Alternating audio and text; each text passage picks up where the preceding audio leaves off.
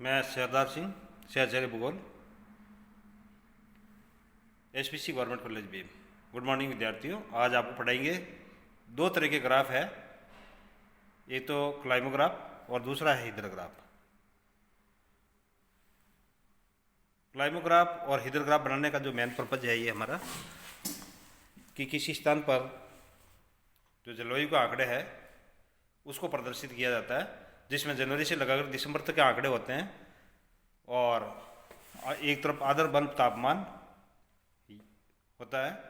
तो जलवायु आरेख की जो रचना है, सबसे पहले एक ऑस्ट्रेलियन भूगोलवेत्ता थे ग्रिफिथ टेलर, उन्होंने सबसे पहले जलवायु आलेख का निर्माण किया था। तो उन्होंने ये बताया कि किसी स्थान पर जलवायु के जो आंकड़े हैं उसको प्रदर्शित करने के लिए जलवायु आलेख की रचना की जाती है। जैसा कि आपके सामने एक एग्जाम्पल दे रखा है, निम्नलिखित आंकड़ों की सहायता से जोधपुर का क्लाइमोग्राफ बनाइए। तो इस इंडेक्स के अंदर विद्यार्थियों आप देखिए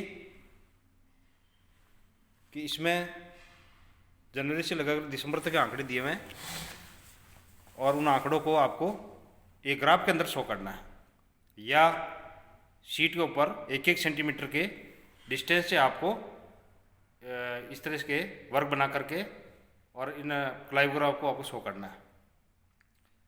इस ग्राफ में आपको एक्स अक्ष पर, एक्स कोऑर्डिनेट्स जिसको बोलते हैं, उसके ऊपर हमेशा अपेक्षित आर्द्रता प्रतिशत में लेनी है और वाई अक्ष पर आर्द्र बल्ब तापमान को शो करना है।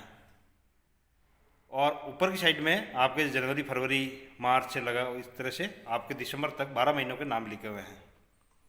तो आपको जब ग्राफ बनाना है तो उसमें अपेक्षित आर्द्रता प्रतिशत में और आर्द्र बल्ब तापमान जो डिग्री सेंटीग्रेड में है, उनका जो मिलन पॉइंट है वो वहाँ से आपको इस ग्राफ की रचना करनी है। तो क्लाइमोग्राफ बनाने के लिए सबसे पहले ग्राफ पेपर पर क्षैतिजवत व ऊर्ध्वाधर मापनी लेकर के और क्रम से 0 से लगा करके और जहाँ तक कि इसकी अपेक्षित आर्द्रता प्रतिशत में है वहाँ तक आपको इसकी रेंज लेनी है। इसको बनाते समय ध्यान रखना है कि ये ग्राफ ज़्यादा छोटा भी नहीं होना चाहिए और ज़्यादा बड़ा भी नहीं होना चाहिए। तो इसके लिए जैसे अपेक्षित आर्द्रता प्रतिशत में दे रखी है, तो इसका न्यूनतम डेटा और अधिकतम डेटा को लेकर के फिर आपको इसका पैमाना मानना है। जैसा कि इस ग्राफ पेपर में पैमाना माना हुआ है 1 सेंटीमीटर बराबर 5% सापेक्षिक आर्द्रता, और लास्ट में ये 75 तक है। और जबकि अगर हम इसके अंदर देखें तो सापेक्षिक जो आर्द्रता है वो प्रतिशत में 55 हाईएस्ट है इस लाइन के अंदर।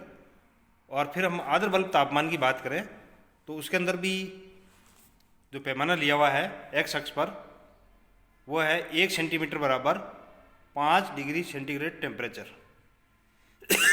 सॉरी। तो इस तरह से आपको उपयुक्त पैमाना मानना है, और यदि आंकड़े छोटे हैं तो पैमाना भी छोटा मानना है और आंकड़े बड़े हो तो पैमाना भी बड़ा मानना है।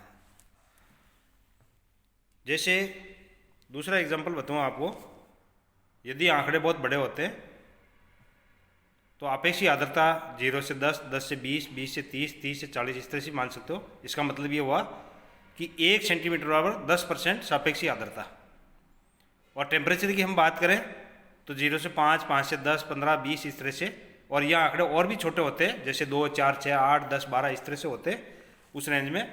तो आप 1 सेंटीमीटर बराबर 2 डिग्री सेंटीग्रेड टेम्परेचर, तो 2, 4, 6, 8 यानी 0 से 2, 4, 6, 8, 10, 12, 14 इस तरह से। अब चूँकि इस डायग्राम, इस आरेख के अंदर, इस आलेख में जो आंकड़े लिए हुए हैं वो 1 सेंटीमीटर और 5 डिग्री सेंटीग्रेड टेम्परेचर लिया हुआ है। अब बनाने का क्या तरीका है, सबसे पहले देखिए आप लोग, आपकी जो सारणी दे रखी है उसके अंदर 27 दे रखा है। तो सबसे पहले आपको अपेक्षित आर्द्रता 27 पर आपको पॉइंट लगाना है। और 27 यानी इसमें देखिए आप 5, 10, 15, 20, 25 अपेक्षित आर्द्रता, और उसके आगे जनवरी शीट में ये 27। फिर इस लाइन को आपको लंब के रूप में कहाँ तक उठाना है, 14 तक उठाना है। तो इधर देखिए तापमान में 5, 10, 15 और यानी 15 से 1 कम है तो 14।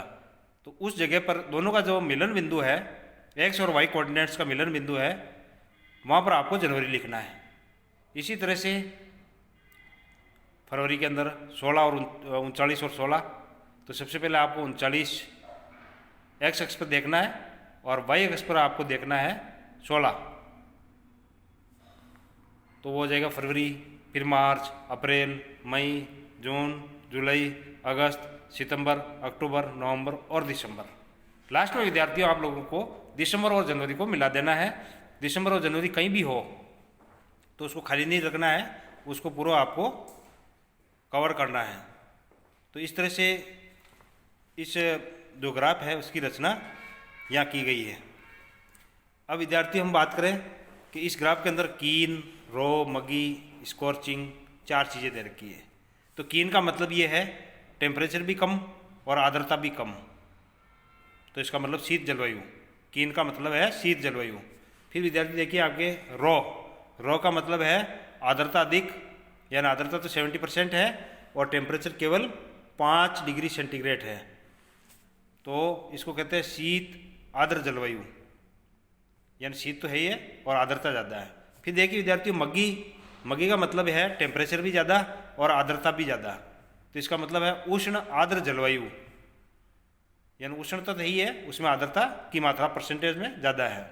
फिर देखिए स्कॉर्चिंग देखिए विद्यार्थियों टेम्परेचर तो ज़्यादा है और आर्द्रता कम है, तो इसका मतलब ये हो गया शुष्क उष्ण जलवायु या ग्रीष्म ऋतु। तो इस तरह से ये क्लाइमोग्राफ की रचना इसमें की गई है। थैंक यू, धन्यवाद।